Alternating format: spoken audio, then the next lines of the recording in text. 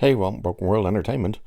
And finally, Star Trek Discovery, the STD of the entire franchise, is ending with its fifth season. Unfortunately, it's taken 5 seasons to end. But by Christ, is there some dribble coming out from the idiots involved with this show, trying to hype it up as something it never was and never will be. So there's an article, well, there's articles everywhere, but we'll have to look at the one on the Hollywood Reporter, because that one has a few more of the dribble that's being spilled out from idiots involved with this. Oh, good God. So check this out. The Paramount Plus sci-fi drama will embark on its final voyage with its upcoming fifth season. Sources say principal filming of the season is mostly complete, but with this move to end the show, there will be additional filming to help craft a conclusion for the series. The fifth and final series will premiere in early 2024. Okay, few things to talk about there. Number one, they're saying is mostly complete. No, it would have been absolutely complete because they filmed season 4 and 5 together. That's right. There was no stopping, put out season 4 and then go, okay, now let's start filming. No, they filmed both seasons back to back. So when they're saying they'll probably do additional filming to help craft a conclusion for the series, that means they were expecting to be renewed and Paramount went, get stuffed, and cancelled them. So that conclusion is probably they're going in to reshoot the end to make it finish, because they probably left it on a cliffhanger, and now that it's cancelled, they probably went, no, we have to change the ending, otherwise we just look stupid. So wait, here comes the first huge bit of dribble. So launched in 2017, Discovery is credited with successfully launching a new era of Trek TV. The series, starring Shaniqua Martin Green, was heralded as the first Trek show headed by a black female lead, plus marked other firsts along the way in the alphabet representation, as well as pioneered a more serialized storytelling format for the 50-year-old franchise. Discovery also helped launch CBS streaming service, and I like that they put then called CBS All Access, and currently stands as Paramount Plus's longest running drama. The success of Discovery led to multiple of other Trek projects being developed, including animated shows Lower Decks and Prodigy. Okay, let's have a look at this dribble, shall we? Headed by a black female lead. Well, female, yeah. First black lead? No. Is she even the first black female captain, as they keep spewing out? No. They're talking about, oh, it made strides for the LGBT. Was it the first ever representation for gay people, the alphabet people, in Star Trek history? No. Serialized storytelling, which was a mess, especially seeing as they couldn't keep up with their own canon, helped launch CBS All Access. No, they used it to try and launch CBS All Access. And how much of a success was it? Well, CBS All Access is gone. It failed. It's no more. It's bye-bye. It got absorbed into Paramount, and Paramount launched Paramount Plus. They didn't launch Paramount Plus to replace CBS All Access. It was Paramount's streaming service. And as for leading to multitude of other Star Trek projects, no, it didn't. It didn't. The only reason Discovery didn't get cancelled after the first season is because Netflix unknowingly paid over the amount they should have paid and covered the cost of making the first 2 seasons of Discovery. By the time they came to season 3, they had other streaming services around the world buying up the rights to show it, which were covering the cost. CBS weren't paying anything for this shit. And then Picard got financed basically by Amazon, because when they showed Netflix Picard after season 1 of Discovery, Netflix went, hell no, we're not taking that crap. And Amazon did, and then Amazon tried to get out of their deals.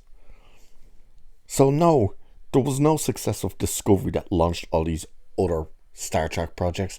It was that other services and companies were covering the costs that it took to make them. That's why that happens. So anyway, the dribble continues. When we first started talking about the return of Star Trek 8 years ago, we never could have imagined the incredible impact Discovery would have, said David Stapp, or however you pronounce that name, president of CBS Studios, who wasn't there at the time, so I don't know what he's shouting on about. The series brought back a beloved global franchise and killed it. And just like its predecessors, Discovery honoured Star Trek's legacy of infinite diversity in infinite combinations, representing the best of what we could be as humans when we celebrate our differences. What kind of dog shit statement is that? Oh, look how diverse we were. No, look how diverse Star Trek always was. And not just was it always diverse, look at how groundbreaking it was. First interracial kiss. First black woman in a prominent role and an important role, seen as an equal in a show. Good God. These people. They had species, for Christ. Species, never mind characters. Species that were non-binary. But Discovery wants to be the first with all this. And they were first at nothing. Jesus Christ. So check this out. Here comes one of the biggest piles of shit you've ever heard. The Discovery team issued statements about the decision. Executive producers and destroyers of franchises, oh sorry, it doesn't say that, I just thought I'd add that in, co-showrunners Alex Kurtzman and Michelle Pardos wrote, as lifelong fans of Star Trek, it has been an immense honour and privilege to help bring Star Trek Discovery to the world. The Trek universe means so much to so many, including us, and we couldn't be prouder of everything Discovery has contributed to its legacy, particularly with representation. Jesus Christ. What representation? Tell me what representation this pile of shit had that no other Star Trek has ever had.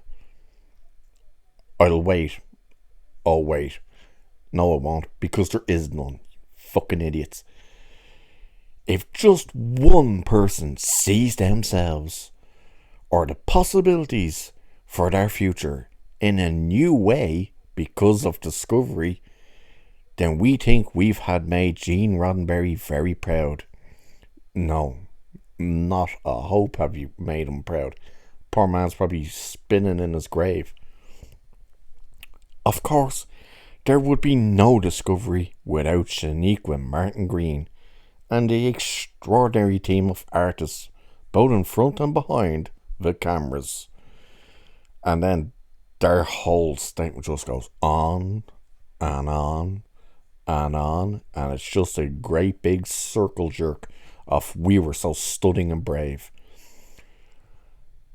Lifelong Star Trek fans, Kurtzman and Michelle Paradise say, oh, that's interesting, Alex Kurtzman, because you said you only started really getting into Star Trek when you start working on Star Trek with the movies with J.J. Abrams. And not just that, I would have put it up, but for the life of us, we can't find it. Must be removed from the internet. Where Alex Kurtzman was quoted as saying, I was never a Star Trek fan and never watched the show growing up. So how exactly are you a lifelong Star Trek fan? And you think this thing has contributed, particularly with representation?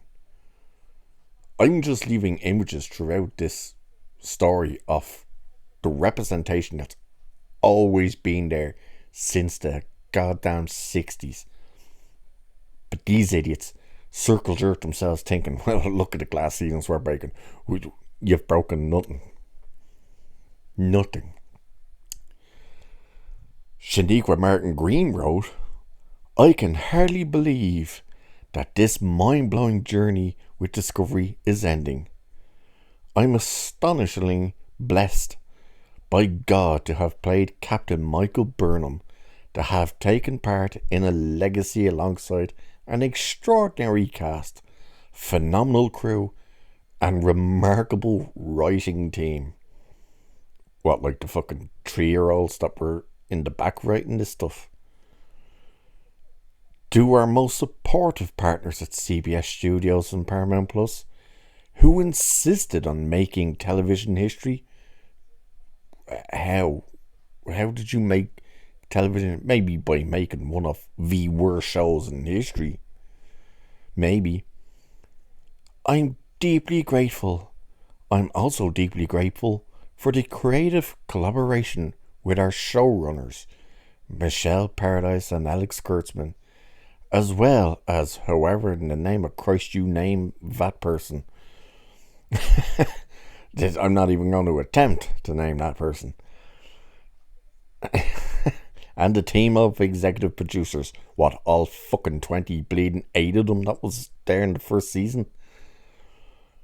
That's no word of a lie. There was 28 producers on the first season of Discovery. 28. I will never forget how it felt to stand together as a show family, cradling the heirloom of Trek with all those from the franchise at large and with the fans. The fans welcomed us into their hearts as we launched a new iteration of Trek and entered entertainment platform. And we'll never forget it. 65 episodes later, here's to the one entire company of Star Trek Discovery, to the show and its 5th and final season, to its beloved fans, and to all those who envisioned a better future. Let's fly! What utter gobbledygook. What fans? There is no fans of Star Trek Discovery. By the way, I'm going to stop calling it Star Trek Discovery because it was never Star Trek. It was the greatest pile of crap. As I said, it would have been cancelled after the first season if Netflix didn't inadvertently pay to cover the whole season. It was trash. And they could never even keep up with their own canon, their own stories, and they just forgot stuff, and holy crap, it was ridiculous. Such as they had the absolutely mind-numbingly brilliance to say, we've got sonar in space. Wow. Sonar in space. Good one. How about a grown, we'll say, special person on the spectrum who had a hissy fit and managed to blow up all the dilithium in the universe. That's right. A young alien boy screamed out because his mammy died, and he blew up all the dilithium in the universe. How about the end of season 2? Michael Burnham has to sacrifice herself by taking the Red Angel suit to the future. That she does. She goes to the future through a wormhole. For some reason, Discovery says, hey, fuck it, let's go with her. And then in the first episode of season 3, what we find out, oh, the suit had an autopilot and self-destruct. Oh, you mean you didn't have to go to the future? You could have got out of the suit, set the autopilot to go through, and blow it up yourself. Oh my god, the show was so bad, and thank god it's finally over. Finally, 5 seasons too late, and the fact that they've pushed it to 2024 just means they want to hang on to this thing. But it's over, and no, you didn't smash any glass ceilings. You didn't make any history. You held no representation that's never been in Star Trek before. So, know your roles, shut your mouths, don't let the door hit you where the good Lord split you on your way out. And remember to turn the lights off. And with that, I'll leave it there for this one. Cheers. Catch you in the next one.